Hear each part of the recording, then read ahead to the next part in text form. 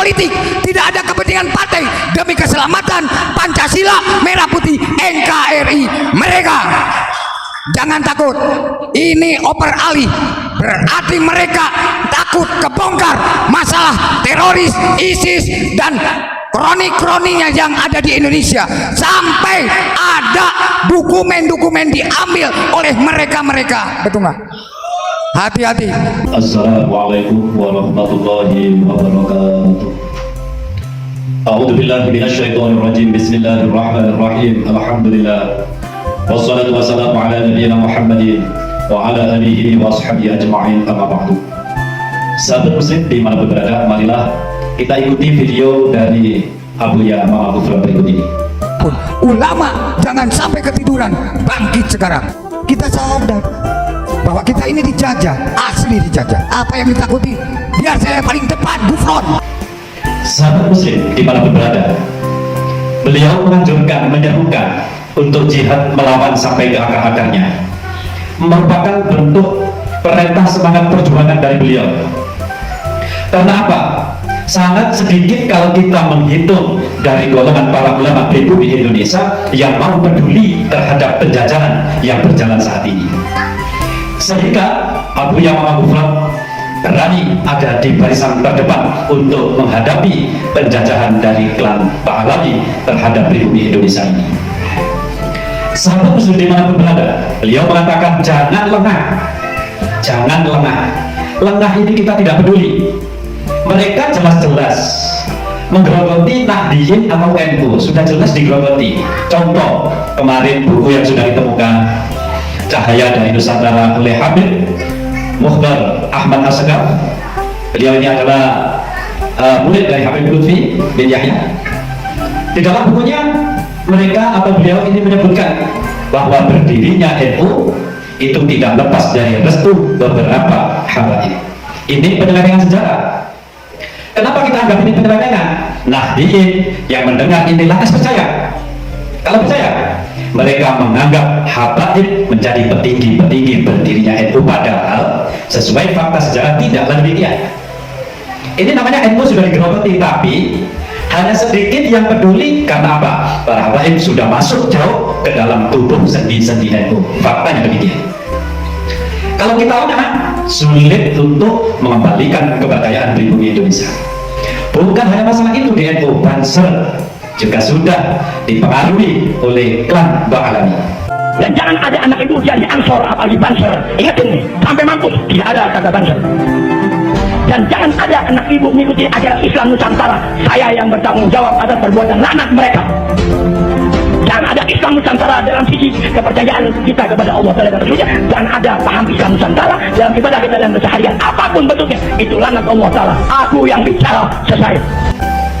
Jangan sampai ikut Banser dan lain sebagainya, sehingga Banser tidak satu komando pada Ansor, melainkan dibagi kepada habaib.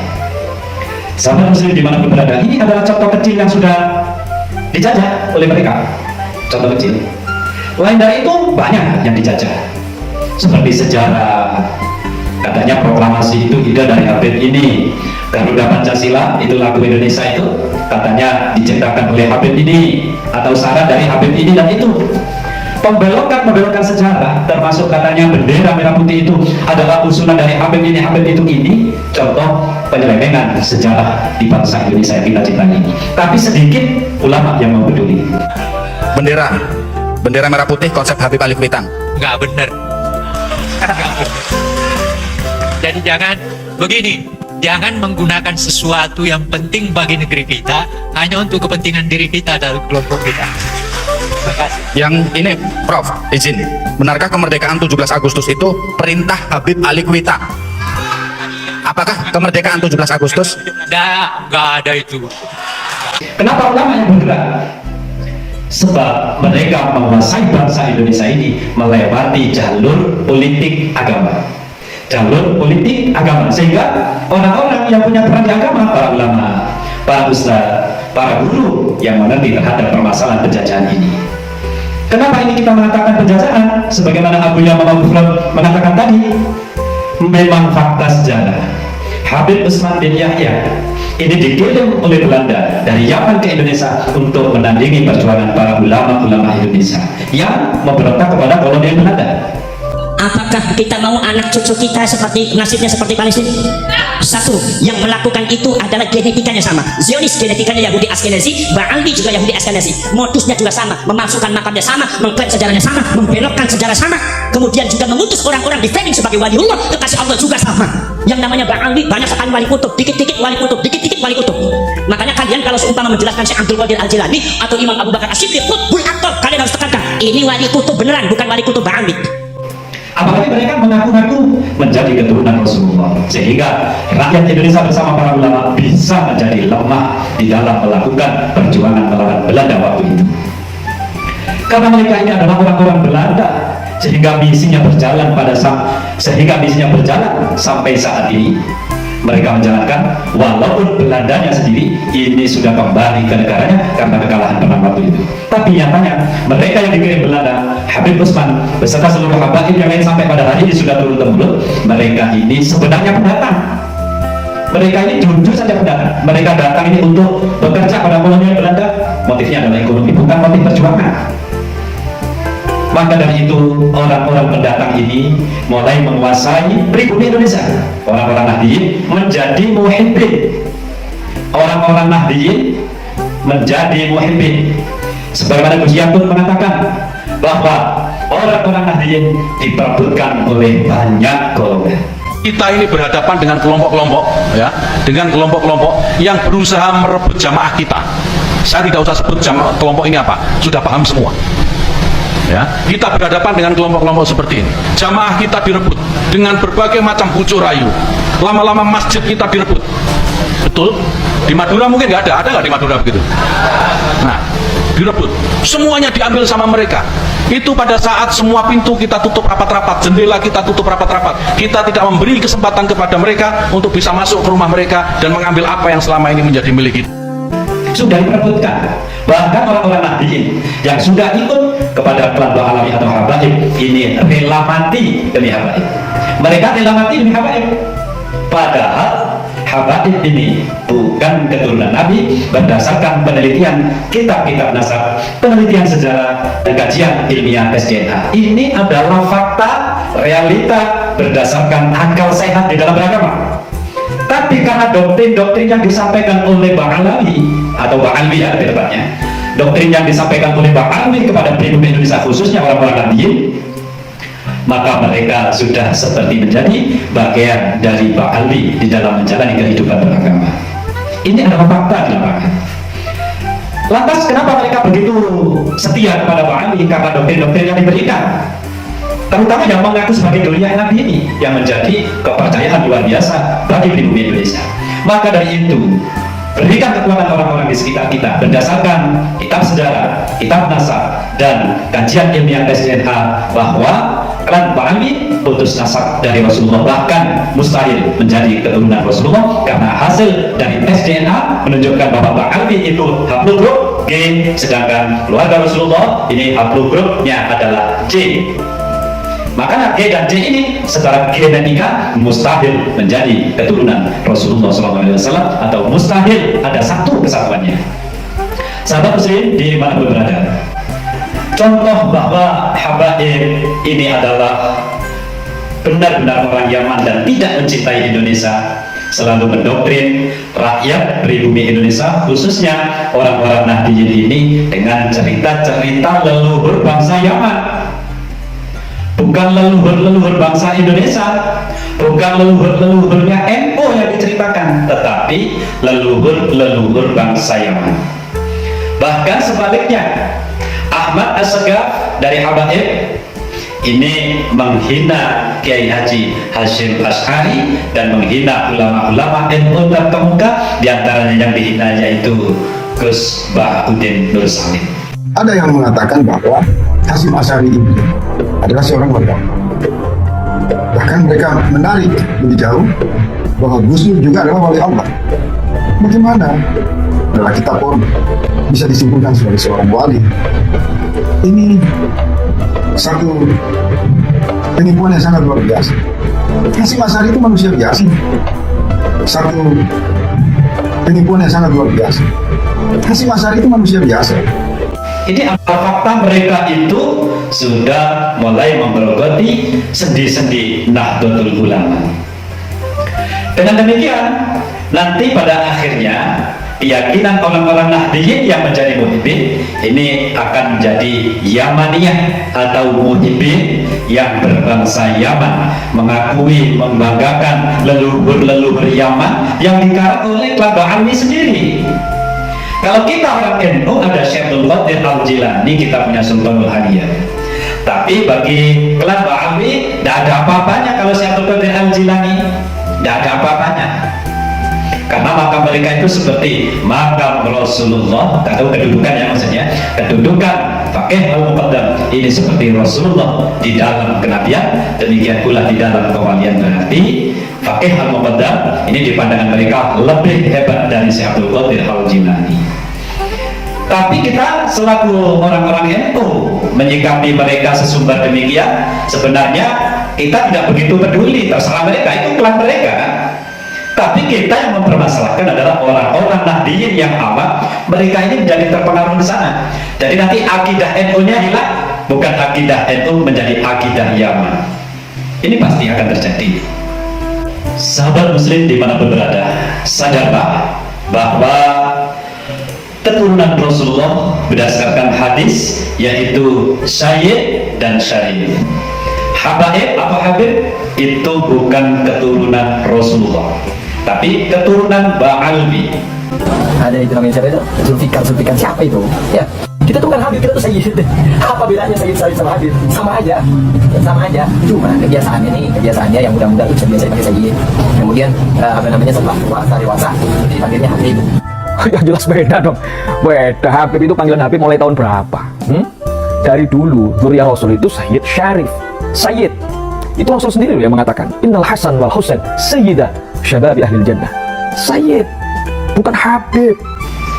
Dan Ba'alwi, Habaib Indonesia ini secara tegas dinyatakan putus keturunan dari Rasulullah berdasarkan kajian kitab nasab, berdasarkan kajian sejarah, berdasarkan hasil tes DNA. Ini adalah fakta yang kita hadapi saat ini. Maka dari itu haram hukumnya mempercayai, meyakini bahwa Habaib klan Ba'alwi ini adalah keturunan Rasulullah atau bagian dari dzurriyyah Nabi besar Muhammad SAW. Kenapa haram? Karena kalian yang mempercayai telah menasabkan orang yang bukan nasabnya. Klan Ba'alwi bukan keturunan Rasulullah, tapi kalian menyatakan klan Ba'alwi keturunan Rasulullah. Ini adalah dosa besar. Apalagi yang dinasabkan ini Rasulullah. Sungguh pertanggungjawaban yang luar biasa. Semacam itu. Nah, kalau ada ulama dari Nahdliyin umpamanya, atau ulama pribumi, ulama Nusantara tidak mengakui tes DNA, itu tidak masalah tidak mengakui, tetapi tes DNA itu sebuah ilmu yang mengkaji genetika, yang mampu memetakan ini darah seseorang berhubungan positif dengan darah orang yang lain, ini bisa dideteksi. Artinya dalam posisi agama, tes DNA ini bisa membantu menentukan keaslian nasab seseorang. Itu dalam pandangan kami. Kalau menolak tes DNA secara keseluruhan, itu kita terlalu bodoh. Kita ini setidaknya mengertilah tentang ilmu umum. Jadi ilmu pengetahuan umum kedokteran dan lain, ya kita harus percaya kalau darah itu bermacam-macam, ada darah A, ada darah B, ada darah O, ya kita percaya memang faktanya demikian secara genetika, bukan secara kitab agama ya. Yang kita hadapi ini kan orang muslim secara umum, bukan orang-orang yang mengerti agama toh. Jadi kita umum. Jadi ilmu umum pun kita juga harus setidaknya SDM-nya diluaskan, bahwa ilmu genetika yang dipelajari oleh muslim-muslim di Indonesia ini adalah ilmu beneran, bukan berarti ilmu yang tidak berguna. Maka dari itu ilmu genetika ini juga penting dan bisa dijadikan pendukung menentukan nasab dari seseorang. Faktanya di lapangan adalah demikian. Sahabat muslim dimanapun berada, kalangan Habaib di dalam pandangan kami terbagi menjadi beberapa. Satu, ada habaib. Habaib, orang-orang yang baik, ibadil aulia, orang-orang yang adil. Orang-orang inilah yang tidak pernah sesumbar saya adalah keturunan Rasulullah. Dan akan demikian, malu benar-benar malu. Makanya para aulia dari kalangan habaib tidak akan pernah mengatakan saya adalah keturunan Rasulullah. Dalam diri saya mengalir darah kakek kami, datuk kami, tidak akan. Mereka hanya memperbaiki akhlak dan ilmunya. Inilah habaib yang sebenarnya. Dan yang kedua ada oknum habaib. Oknum habaib ini adalah habaib dari klan Ba'ali. Ini yang mengaku-ngaku tiada henti. Saya ini adalah keturunan Rasulullah, terus tidak ada hentinya. Saya ini cucunya Nabi Ismail dan lain sebagainya. Ini termasuk bagian dari oknum. Karena apa? Dia hanya membangga-banggakan atasannya, padahal itu bukan atasannya. Walaupun umpama itu atasannya, tak sepantasnya demikian. Sebab dalam pidatonya Gus Mus juga mengatakan ini perbuatan jahiliyah, membanggakan keturunanmu, tapi akhlak pula yang harus dibanggakan, ilmumu yang harus dibanggakan. Ini oknum habib yang kedua. Yang ketiga adalah habib palsu. Habib palsu ini adalah habib yang diangkat oleh Robitoh Alawiyah. Ya, karena teman saya cerita sendiri ke saya, beliau pernah sowan ke salah satu tokoh habib yang sangat masyhur. Beliau ke sana dengan menyampaikan data-datanya ini, dan ternyata padahal beliaunya itu jelas keturunan dari ini, bukan dari Yaman dan lain-lain. Tapi ketika nyampe sana, beliaunya itu teman saya ini, udahlah kamu saya bikinkan buku nasab aja, nanti margamu jadi marga bin Sahil. Orangnya masih hidup. Kalau memang ada yang menyaksikan, monggo saya pertemukan. Jadi orang-orang yang bukan habib daftar menjadi habib, akhirnya mendapat silsilah habib. Ini adalah oknum, adalah habib palsu. Dan ini sudah menjadi fakta di lapangan atau menjadi rahasia umum bagi Robitoh Al-Alawiyah untuk menyelesaikannya. Ini adalah fakta di lapangan. Jadi ada habib asli, mereka yang berbundi pekerti luhur, dan ada oknum habaib, mereka yang membangga-banggakan nasabnya tiada henti. Dan yang ketiga habib palsu, habib yang mengaku-ngaku menjadi keturunan Ba'ali. Tapi dari ketiga habib ini semuanya adalah batal menjadi keturunan Rasulullah SAW berdasarkan kitab nasab, kajian sejarah, dan tes DNA. Ini diakui oleh kelompok Kiai Haji Imaduddin Usman Al-Bantani bukannya dengan ngawur, tapi berdasarkan kitab nasab secara tesis dan berdasarkan kajian sejarah dan berdasarkan kajian ilmiah tes DNA. Logika akal sehat.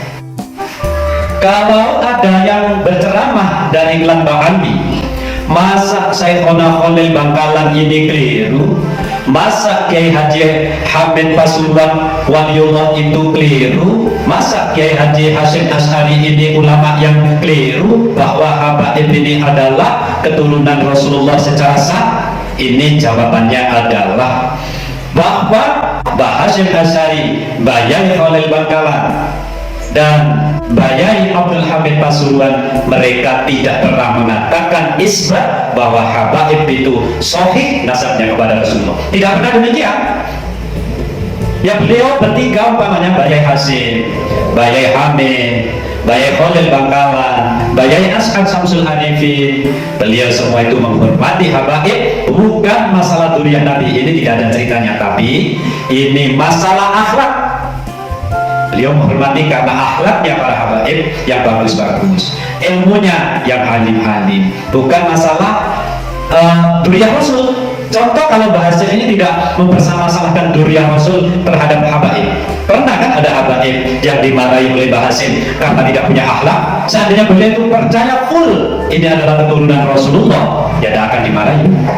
Karena mereka ini tidak berakhlak, tidak peduli siapapun, akan dimarahi oleh Mbah Hasyim. Ini yang diceritakan oleh Gus Jazuli. Sahabat muslim dimanapun berada, perbaiki mental akidah kita kepada para habaib. Jangan sampai salah langkah. Allah telah membuka kedok yang sudah terbuka, kedok yang sudah tertutup selama ratusan tahun. Hari ini Allah telah membuka, dan kita wajib mengikuti selagi belum ada dalil yang mampu menandingi tesis Kiai Haji Imaduddin Usman Al-Bantani. Wallahul muwaffiq ila aqwamit thoriq. Assalamualaikum warahmatullahi wabarakatuh.